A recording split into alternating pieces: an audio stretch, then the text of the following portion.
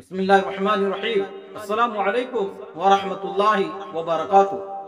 محترم سامعین کرام، آج میں آپ حضرات کی خدمت میں پیش کرنے جا رہا ہوں کام کاج میں انشاءاللہ برکت ہوگی۔ آپ ویڈیو کے لاسٹ تک بنے رہیے، انشاءاللہ آپ کو فائدہ ہوگا۔ تو چلیے آج کی بات شروع کرتے ہیں۔ صخر الغامدی رضی اللہ عنہ کا بیان ہے کہ اللہ کے رسول صلی اللہ علیہ وسلم نے دعا فرمائی، اے اللہ سویرے میں میری امت کے لیے برکت عطا فرما۔